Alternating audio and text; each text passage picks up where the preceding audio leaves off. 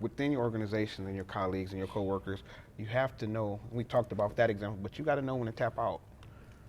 You absolutely have to know what your strengths are and what your colleagues' strengths are. So if something is just too much to bear, or if it's always going to kind of send you on a non-productive way, you got to know when to say, "Hey, I need an assist." Now Sean is the superstar, right? So Whatever. I no, I'm not gassing you. What I'm saying is, he's the people person. I am not, but I just happen to be able to work with this particular client a little bit better. And so he didn't, while he was working through what he was working through, he didn't say, well, this is what I do, this is usually my lane, and just kept trying to press the issue. He was like, you're going to have to take this one. And that's what we did, and it ended up working out. So you got to know you got to know yourself. It all goes back to self-awareness. And this is the thing about our things and our triggers. Some things we are going to be able to get rid of, I guess you can say. That's not the best term. And then some things you are just going to have to manage because it is a part of you. Some of the things that have happened to us, a lot of times people come into my office and we'll give a diagnosis or something like that, and they'll say, so what's the cure? And it's not about curing. It's about managing and navigating so it doesn't become detrimental in what else you got going on in life. All mental illness is on a spectrum, 0 to 99. If you come in and you 99, with 99 being the worst and 0 being non-existent, we're going to try to get you down to about 20. It's probably not going to get to 0 because there's going to always be things like triggers and different things like that. These things happen. They don't go away. Everybody familiar with the Men in Black? I wish I wouldn't be a therapist if I had the pen that you can just erase. Unfortunately, it doesn't work like that. It's there. It's a part of you. It attached itself and internalized it. So it's not necessarily about curing these things that you carry, but it's about managing them and navigating them to a point where it's not spilling over into your professionalism, into your home life, into the social things that you enjoy. It can be managed, it can be navigated, but and people hate when I say it, but it's the probability of it just going away is not high. You got to know who you are so you know how to deal, you know how to navigate. Working with our dads when they come in,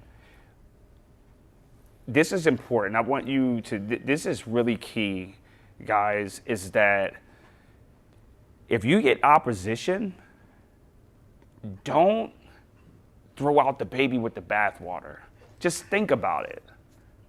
You go to the hospital because of what? Not feeling well.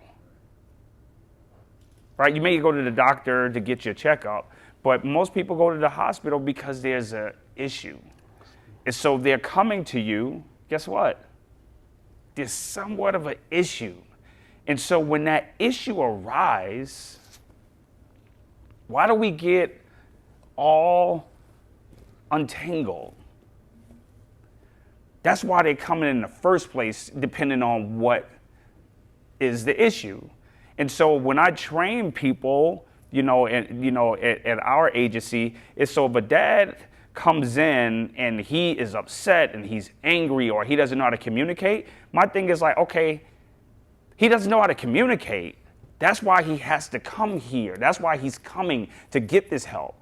So I don't want him to come in this manufactured behavior to be, super polite. I'm like, bro, that's not really you. Mm-hmm. I need to know who she sees. Yeah. Like who are you out there? And so that way we can help you process that. But when they come in and they are super, perfect or whatever the case, I already know that's not really him. So my thing is, don't get upset if you see a different behavior. Look at it as like, oh my God, I have an opportunity. It's important to note with that though, who she see or who he is out there may not be the real him either. That's true. That's why the relationship, you can't clean fish before you catch them.